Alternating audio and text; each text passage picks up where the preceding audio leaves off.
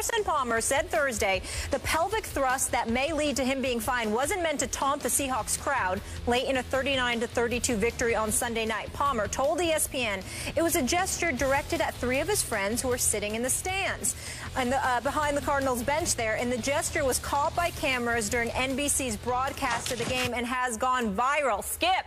Yes. Sounds funny saying this, but should Palmer be fined for the pelvic thrust? Molly, yes, he should. Stephen A., yes, he should. I know it seemed a little out of character for the Carson Palmer we know, at least from a distance, his public persona. And I understand that he said he was directing it at his three buddies in whatever, the fourth or fifth row. But it came across as being directed late in a big win at Seattle, at the 12th man, as they call Seattle's crowd. And the conduct code prohibits any sexually suggestive gesture. And I think this would qualify, this pelvic thrust, as that. So just to keep it all straight, keep it on the up and up, no matter what he intended, it came across the wrong way, wrong place, wrong time, caught on camera, went viral.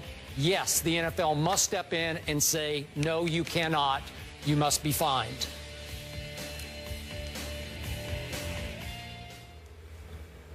Are you serious? Yeah. Extremely. You're serious? Yeah, I'm just going off the conduct code here. I completely and utterly disagree with you. Skip, I think that modifications in rules and regulations, everything doesn't have to be hard and fast. You warn him, you make sure it doesn't happen again, because that's how it can come across according to our rules. This man has no history of doing something like that.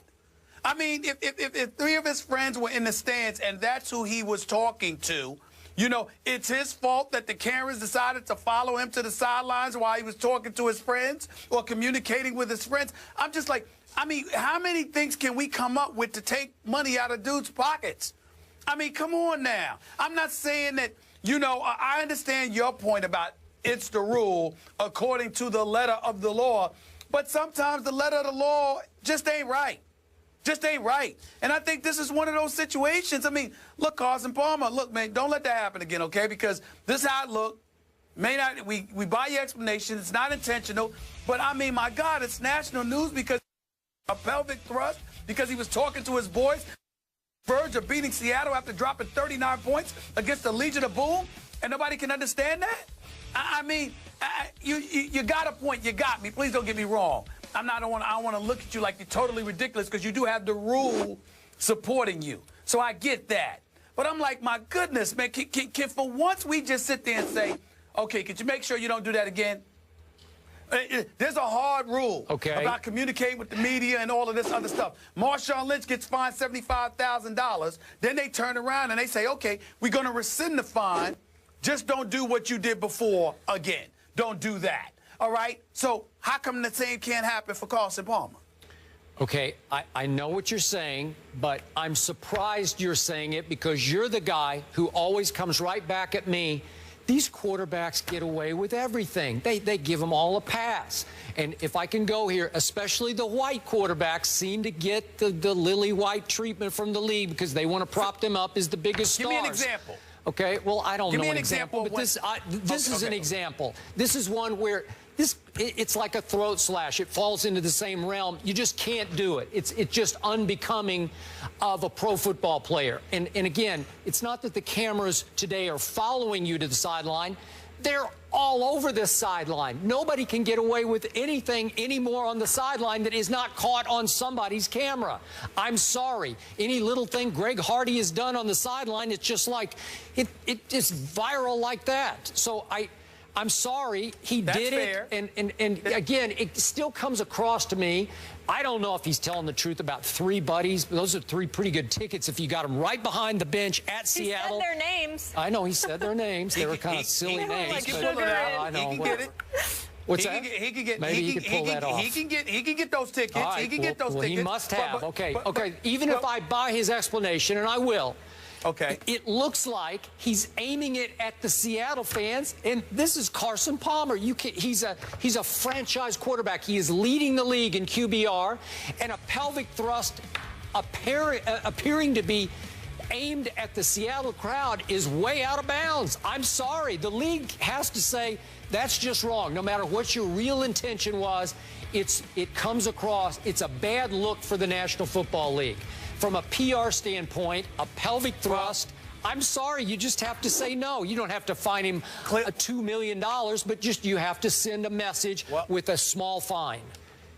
Well, Skip Bayless, I would tell you, first of all, that it ain't that bad. If it's that bad of a look for the NFL, clearly the producers of First Take don't care because they've shown it about 15 times over the last 3 minutes. Yeah, okay. That's That's number one. That's number one. Yeah. Number two, Skip Bayless, I would say this to you.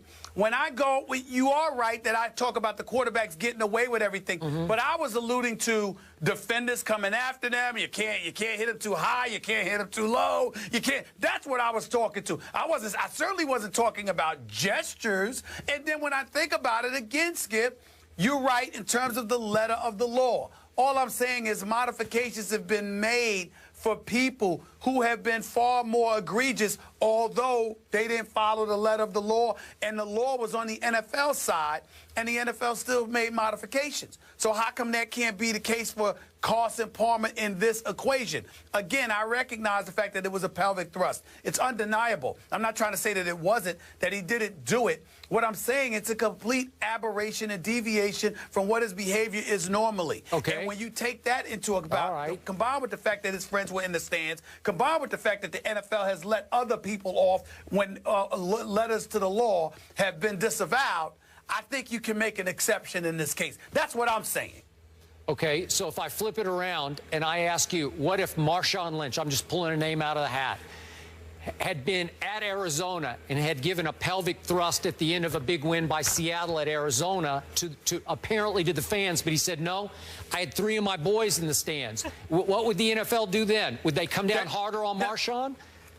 I think they would, and I think they should, because there's a track record of egregious, and I won't say egregious, but there's a track record of him, not egregious, but there's a track record of him ignoring the rules, bucking the system, and doing what he does. Your track record matters in life. Wow. You can go into court, Skip, and the fact that you committed... Okay, I understand, but what I'm saying is I'm being fair, I'm being consistent with what I'm saying. All right. I'm saying that if you are a repeat offender of violations, that's entirely different than somebody who's a first-time offender in any walk of life. It does matter. It does matter. That's what I'm saying. The fine would be minimal by NFL standards. Yes. I want to make that clear, not for the rest of us. It could be over 11,000 for unsportsmanlike conduct and or 8,000 plus for taunting. There we go. Let's talk about the game on the field. Okay, guys, the Bengals fell from the ranks of the unbeaten on Monday night, and things don't get any easier this weekend when, of course, they face the Cardinals. Stephen A., Bengals, Cards, who wins this one? Oh, this is a tough one. But because the Bengals just lost, and I think they're a big-time team, I definitely think they are capable of going to Arizona and winning this football game as opposed to losing a second game in a row. I think the game that Andy Dalton had last week, he's anxious to make amends for that. I think their defense can do some things. I think their defense can rival that of Arizona's. I also think that their offense with A.J. Green, with Sanu, with Giovanni Bernard and Jeremy Hill and those boys, they can get some things done.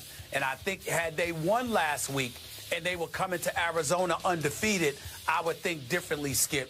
But because they're coming to Arizona fresh off of a loss that should not have occurred to the Houston Texans, combined with the fact that there's still some trepidation about the legitimacy of the Arizona Cardinals, according to you, I think this is the kind of game where Arizona, fresh off a Monday night game against Seattle, where everybody was hyped about it. You remember how often you allude to emotions running high, and then you go down after that, having to lift yourself back up. I think those things in a game like this ultimately works against Arizona. I think they lose this game. Obviously, the caveat is that Carson Palmer is going against his former team. Yep. But remember, he wanted out of there. He did. It's not like they exiled him. He wanted out of there. Yeah. So if anybody's motivated, it's the Cincinnati Bengals to go against Carson Palmer I agree to with remind that. him of what he walked away from. Yeah.